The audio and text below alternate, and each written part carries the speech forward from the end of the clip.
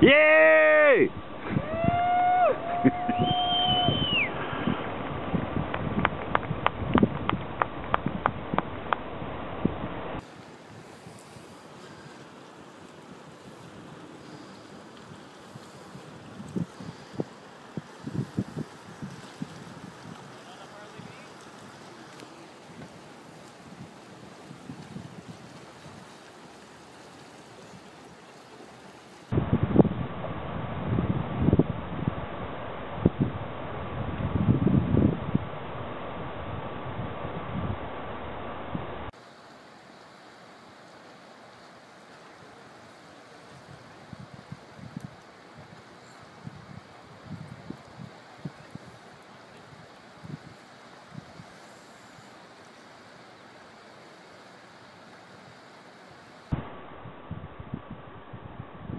Ah si, ça coule, hein? C'est gros, ceci qui est tout, là. À côté de lui, là. Ben oui.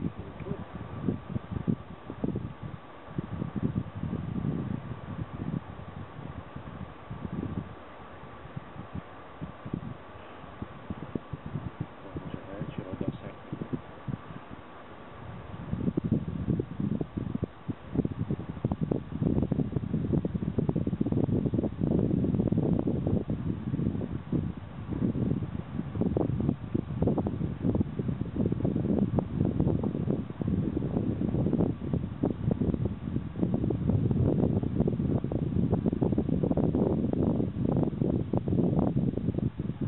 Vas-tu le voir?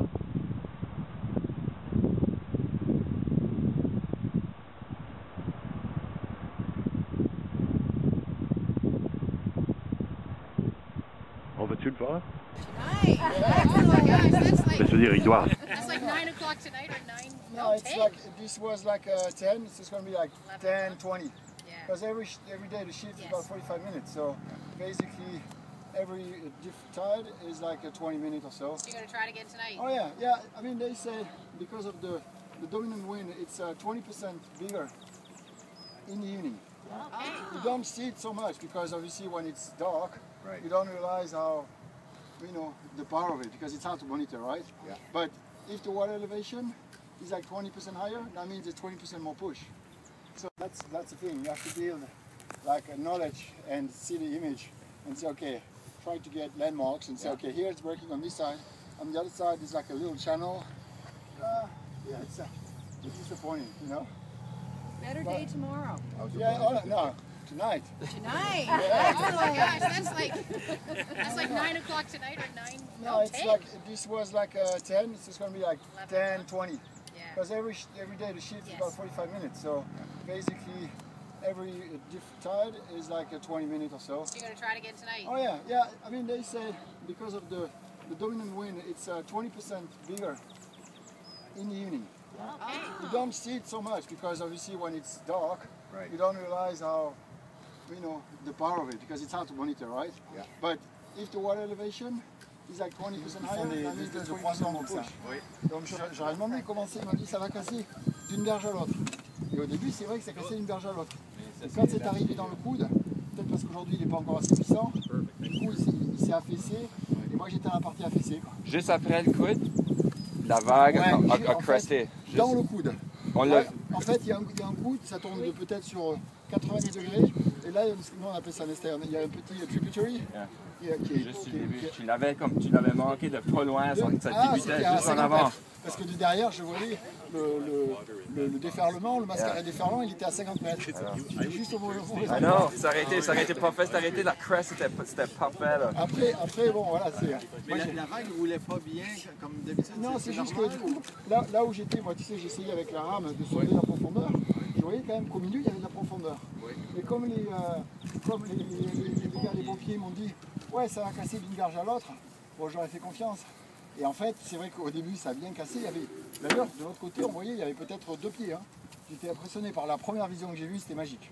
La première vision, c'était, ça va être beaucoup plus gros. Et en fait, dans le virage, là, il y a une section qui, à mon avis, quand le mascaret est gros, peut-être mercredi, ça va continuer. Voilà, à voir comment ça évolue. Là, c'est juste un coefficient qui doit être. Nous, on fait des coefficients, on ne fait pas des coefficients. On doit être sur 91. Donc, on va monter à 108. Donc, il va y avoir 20-25% de push en plus. Et ça, ces sections-là, normalement, ça va passer. Et là, ça va passer. Oui, bien sûr. Michel Brideau, Radio-Canada. Est-ce que vous voulez que je vous mette un peu Pardon?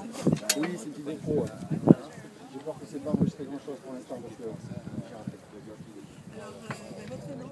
Je m'appelle Anthony, Nicolas. Vous êtes de quelle région? Je suis de la Côte Basque, mais on a des bases carrées sur la région de Bordeaux. Et mon frère étant de Bordeaux, c'est là qu'on pratique régulièrement. D'accord. Alors comment vous avez trouvé l'expérience? L'expérience, comme toute première expérience, c'est un mélange de crainte. Et d'ailleurs, je comprends pourquoi. C'est le manque d'expérience de savoir à quel endroit il faut se placer. Donc la première expérience, elle est toujours le risque qu'on a de ne pas prendre la vague. Quand on n'a aucun repère, il est assez élevé. Voilà. Donc j'ai été un peu gourmand, j'ai voulu aller un peu plus loin et malheureusement l'endroit où moi j'étais, le mascaret je l'ai vu déferler au fond, une taille très respectable d'ailleurs. La première vision que j'ai eue, j'ai trouvé ça magique. Il y avait peut-être 2 pieds de haut, j'ai vu ça dans le lointain, je me suis dit ça va être génial. Les pompiers m'ont dit que ça allait casser d'une gorge à l'autre, donc je suis allé vers le mascaret, j'aurais dû en fait revenir plus ici vers l'avant. Et en fait j'étais dans un endroit où il y avait probablement trop d'eau et le mascaret en fait n'a pas déferlé, c'est un mascaret ondulant. Alors on voyait l'onde, il n'y a pas assez de pente pour partir et pourtant avec ces paddle surf on peut partir sur des pentes assez faibles. Donc demain je verrai, en tout cas j'y retourne ce soir. Ah, c'est ça, pourquoi c'est ça? Parce que Daniel Leblanc des Sentinelles de Petit Kodiak, lui me dit que le pourcentage est d'environ 20% en plus. On note que l'élévation du niveau de l'eau est de 20% supérieure à celle de la journée. Donc 20% de mascaret en plus, il faut en profiter. Donc c'est difficile. Non, c'est pas difficile, c'est juste rageant. C'est juste rageant. Bon, et de faire tous ces kilomètres, de venir et pour une première fois, il y a du monde et tout, j'aurais préféré effectivement être sur la vague de tête, devant, en suivant, parce que du coup derrière, il faut ramer pour revenir. Alors quand on est sur la vague de tête, on se laisse porter, c'est plaisant. Alors demain, ça va être en fonction de ce qui va se passer ce soir. Ce soir, j'aurai simplement très peu de repères visuels, puisque bon, forcément la nuit, il y a la lune, et en fonction de la puissance de ce que j'ai vu aujourd'hui, demain, je sais qu'il y aura peut-être au moins 2% de puissance en plus. Donc, stratégie, est-ce que le couple va passer? C'est toujours la question. Il y a des sections, voilà.